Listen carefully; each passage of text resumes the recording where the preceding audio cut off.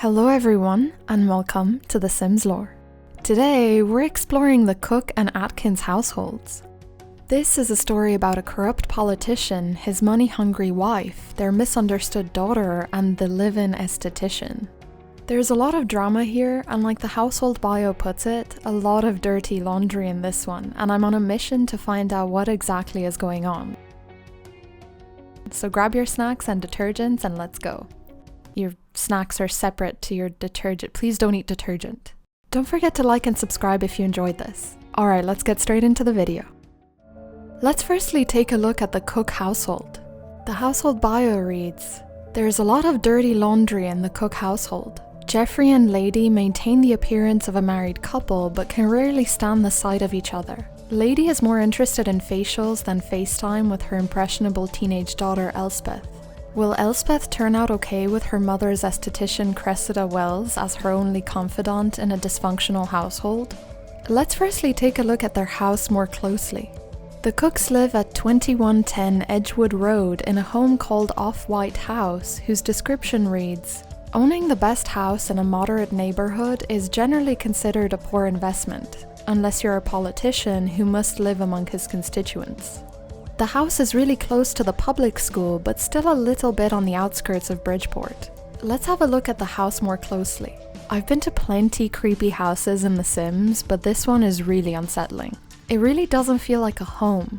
And wait until we get to the spa room. As you come in through the main door, there's a pretty big and empty hallway with stairs leading to the next floor and the entrance to the living room. The living room is large as well, equipped with a pink piano, a stereo, large bookshelf, and living room furniture. The kitchen is straight through from the living room and has a lot of blue accents. From both the living room and kitchen, you can access the dining room, which again is pretty large and could sit a party of 8. From the kitchen, you can go into a small hallway which leads to a bathroom and a room, probably for the live-in esthetician. From this hallway, you can also go into the garage, although interestingly, the family doesn't seem to have a car. Upstairs, we have another hallway, and this is more reminiscent of The Shining to me. One of the doors leads to what appears to be Jeff and Lady's bedroom. Sadly, as the bio mentions, they can't stand the sight of each other, so clearly they have separate beds. The room has a small balcony with a lounge chair, a view of Bridgeport's public school and skyscrapers. Then there's Elspeth's room, which is pretty much what you'd expect. She has a big bed, a computer, a set of drums, a bookshelf, and a chest of drawers. The house has 3 bathrooms, and here's where the mess starts. This room right here. I mean, what is going on? This doesn't scream spa day, this screams torture chamber. So let's have a look at the inhabitants. We'll start with the patriarch, Jeffrey Cook. His bio reads, "An honest politician and family man seduced by corruption, Jeffrey uses his reputation as being the most highly regarded and trusted elected official to fulfill his personal agendas. Jeffrey is an adult who has the Gemini star sign, and he has commitment issues, is a loser, a coward, grumpy, and ambitious. His favorites are pop music, peanut butter and jelly sandwiches, and the color aqua. Jeffrey works as a city council member where his career progress is neutral. He has 3 skill points in piano and 4 in charisma. Jeffrey is also a 2-star celebrity, and his lifetime wish is to become the leader of the free world." I realize that some of the items, including the books in Sims' inventories, are often randomized, so keep that in mind. But it will also be kind of fun to tell me in the comments below which randomized books or objects you get in your pre-made's inventories. In Jeffrey's inventory in my game, there's the usual high school diploma and digital camera, but he also has the Prudence Pennypincher's portable piano and a book titled The Legend of Queen Nosilla and King Nair. Jeffrey is best friends forever with Blake Freeman and Devin Ashton. He has an okay relationship with his wife Lady, is acquaintances with paparazzi Lenny Shutter and townie Diana Jones, is disliked by Cressida Wells, and enemies with his daughter Elspeth.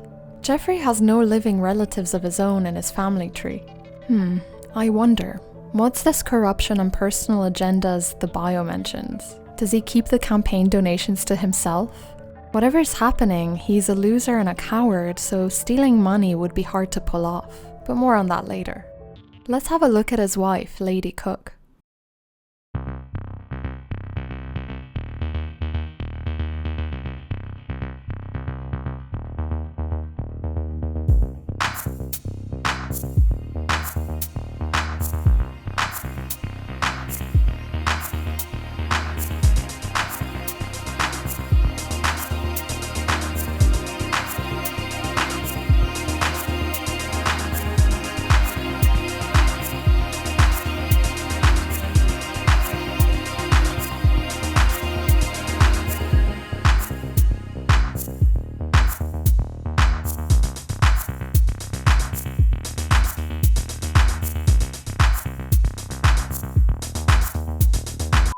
Her bio reads, "There is one thing that Lady Cook loves more than her husband, his money.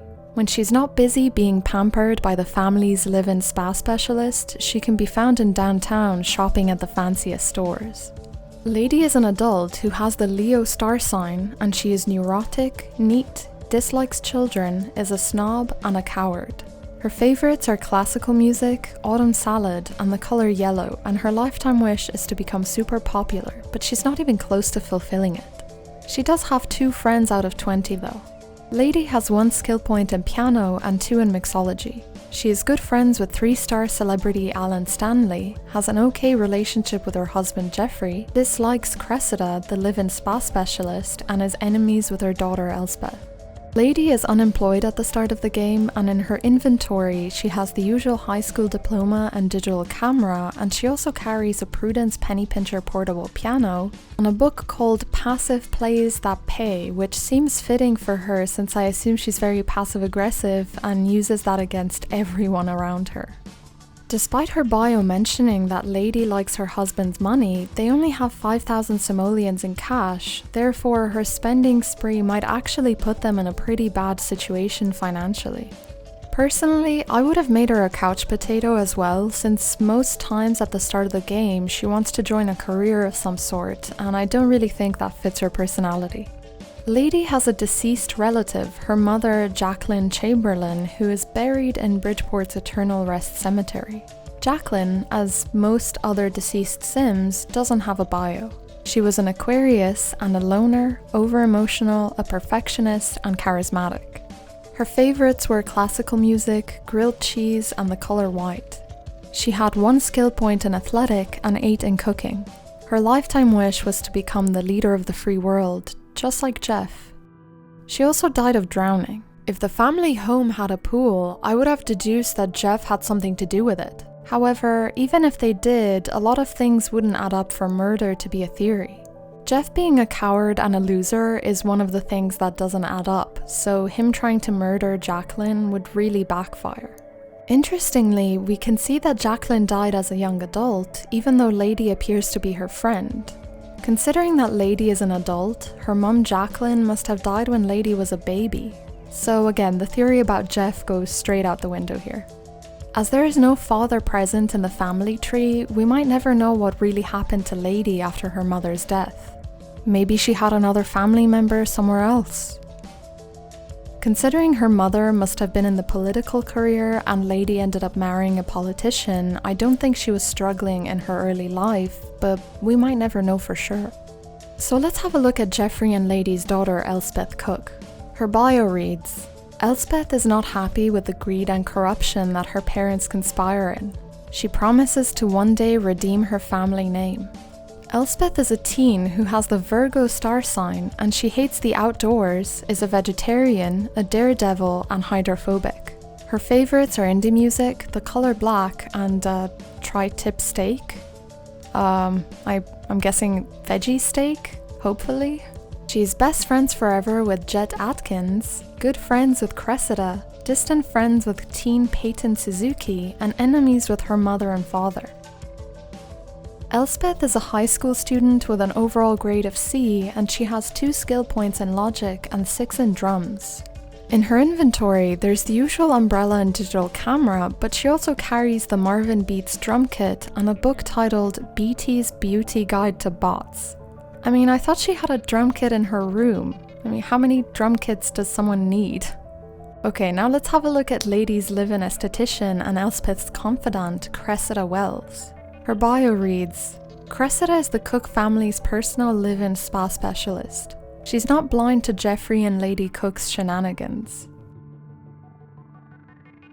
Cressida is a young adult who has the Sagittarius star sign, and she is absent-minded, clumsy, a hopeless romantic, athletic, and a heavy sleeper. Her favourites are pop music, sushi, and the colour pink, and her lifetime wish is to become a world-renowned surgeon. Despite her bio saying she's the family's personal live-in spa specialist, she also holds down a part-time job working as a spa package seller in Bridgeport Spa, where she's doing well. Cressida has 1 skill point in guitar, and she's good friends with Elspeth and 4-star celebrity Emmy Starr. She is distant friends with her mother, Hyacinth Atkins, and disliked by both Jeffrey and Lady Cook. In her inventory, there's the usual high school diploma, digital camera and umbrella, but also a guitar and a book titled The Mummy in Love. Cressida's family tree is comprised of her mother, her aunt Violet Atkins, her cousin Ryan Atkins, and her first cousin once removed, Jet Atkins. However, she only personally knows her mother, Hyacinth. So from the sound of things, it's not going well for the Cooks. The mum seems to only be interested in money and the spa, the dad is clearly up to no good and using his position in the city council to benefit himself, and the daughter seems to be described as impressionable, but she has strong views against her parents' corruption. I feel like the Atkins household is definitely connected to the Cooks, especially through Cressida and Elspeth, so let's take a closer look. Their household bio reads, "The Atkins twins have observed the comings and goings of the city for a few decades. With everything changing so quickly, Violet's grandson Jet is their only link to the youthful city it has become. The Atkins live at 1101 Bayshore Highway in an apartment building called Breach House, whose description reads, the oldest luxury apartment building in town, an address in Breach House means money, old money. Once you have an apartment in Breach House, you don't give it up. They don't even have a waiting list with anyone still alive on it." We interrupt this program to bring you The Man in the Wall. This story will make your blood run cold. The residents of Breach House have reported loud noises, weird screeching, tapping on the walls, and sounds they can't explain for years. Some say it's because the building is so old. Others think it's just rodents. But only a small number of Sims believe that it's actually the man in the wall. These Sims believe there is a man in the walls of Breach House, and he's been in there since the building had a waiting list with Sims alive on it. In fact, it is said that the man in the wall is actually a Sim who was on the waiting list for so long that he decided to live inside the walls of the Breach House building, and he hasn't left since. That would have been a great story if it actually were part of the game. It's just a hilarious glitch that happened in my game when I tried to move some Sims around. Oh well, I hope you still enjoyed it. Back to our regular scheduled program. Let's have a look at the Atkins apartment. Firstly, we'll start with the building's lobby, which definitely gives off that old people... I mean, it's a very nice space for mature people. Okay, let's move on. As you come into the Atkins apartment, you walk straight into an open-plan living, kitchen and dining room area. Through the door is the sisters' bedroom, where they have 2 separate beds, a chest of drawers and a mirror. Then there's a bathroom and Jet's bedroom, which is fully equipped with a chest of drawers, a guitar, a computer, a stereo, a bookshelf and some art on the walls. Let's firstly take a look at Hyacinth. Her bio reads, although only 1 minute younger than her older sister Violet, Hyacinth has always looked up to her, following everything she does, and even buys the same exact clothes. Hyacinth is an elder who has the Gemini star sign, and she's flirty, good, never nude, an angler, and lucky. Her favorites are classical music, sushi, and the color aqua. She's a retired business department head earning 130 simoleons per day, and she has 8 skill points in piano and 1 in charisma. Hyacinth's lifetime wish is to present the perfect private aquarium, and she's best friends forever with her twin Violet, good friends with her grandnephew Jet, and distant friends with her daughter Cressida. In her inventory, we can find the usual high school diploma, digital camera and umbrella, but also the Prudence Penny Pincher's portable piano, a walking cane, and a book titled Out of the Wastelands of Your Heart. Let's have a look at her twin Violet. Her bio reads, Violet is the more outspoken of the high society Atkins twins, making her the duo's unofficial leader. Violet is an elder who has the Gemini star sign, and she's flirty, unlucky, good, never nude, and an angler. She has the same exact traits as her twin sister Hyacinth, except for one, the unlucky trait. Her favorites are classical music, cobbler, and the color lilac. Just like her sister, Violet is a retired business department head, earning the same, and they have the exact same skill points and lifetime wishes. Violet is best friends forever with Hyacinth. good friends with her grandson Jet, and disliked with her son Ryan Atkins. In her inventory, we can find the usual high school diploma, digital camera and umbrella, a Prudence penny pincher portable piano, and a book titled Seances and Sixth Sense Abilities. I noticed that a cane randomly spawns in either one of the sisters' inventory, but the game never gives them one each. So let's have a look at Violet's grandson Jet. His bio reads, "Although inwardly content with his life, Jet purposely projects a negative image of himself by causing trouble just to see how people would react. Jet is a teen who has the Cancer star sign, and he is a technophobe, a vegetarian, a heavy sleeper, and friendly. His favorites are indie music, sushi, and the color purple.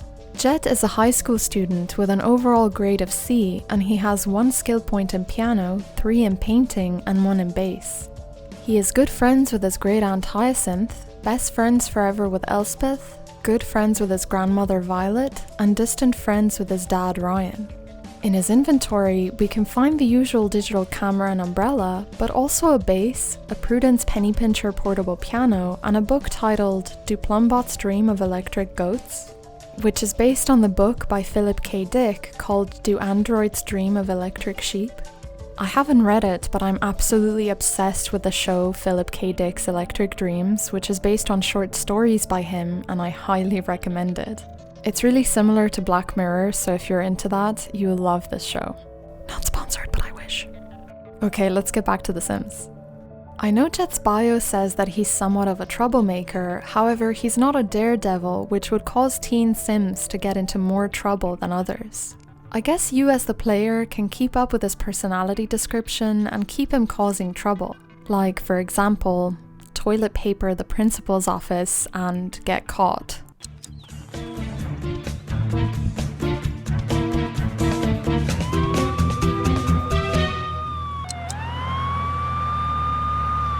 A pretty cool detail that I noticed is that both Jet and Elspeth have the same poster in their rooms of this famous guitarist, so they definitely have similar tastes.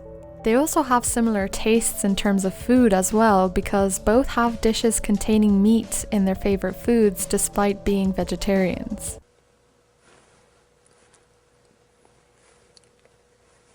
Let's have a look at Jet's dad, Ryan. Man, Bridgeport is full of deadbeat fathers. Because he's a townie, Ryan doesn't have a bio. He has the Virgo star sign and is 3 days away from becoming an adult. He is a loner, dislikes children, and is mean-spirited. His favorites are classical music, dim sum, and the color Irish green. Ryan is distant friends with his son Jet and dislikes his mother, Violet. He doesn't know Hyacinth, but here he's acquainted with her because I added him to the household. Ryan is unemployed when you make him playable, but at the start of the game, when he's still a townie, he can be a bouncer, paparazzi, or tattoo artist. He has 2 skill points in gardening, and in my game, he just carries his high school diploma. His lifetime wish is to be surrounded by family, even though he dislikes children and seems to have abandoned his only son. So let's look into some theories now about both families. We'll start with the cooks. Theory number 1. Jeffrey is stealing donations money. This to me is an obvious one. I think his wife has a spending problem, and since he can't stand up to her and also has an agenda of his own to become the leader of the free world, he steals donation money to benefit his family. Even though the family doesn't really have that much household simoleons, I think that's the path you can continue following as a player. I mean, I'm not surprised. At the rate Lady is spending, the amount will never go up. Like I said before, I don't think he'd be able to pull any of this off, but with maybe some help from his wife, I think he can do more damage. I find it pretty interesting that he's charismatic, but also a loser at the same time. I'm really unsure as to how the sim will ever reach the top of the political career. Theory number 2. Elspeth will also try to get into politics. Despite her daredevil characteristic, I feel like Elspeth's bio is saying something about her future. She despises her parents, but wants to clear the family name, probably after Jeff and Lady completely destroy it when they get caught stealing because they're such cowards and losers. Theory number 3. Cressida found some incriminating documents, and that's why she's disliked. I think that Cressida knows something and confronted the cooks. Her good relationship with Elspeth is probably because they both know Lady and Geoffrey are up to something. I'm not too sure if she confronted them because maybe she probably wouldn't be living there anymore, but she definitely knows something and can't help but be standoffish, therefore the relationship's decayed.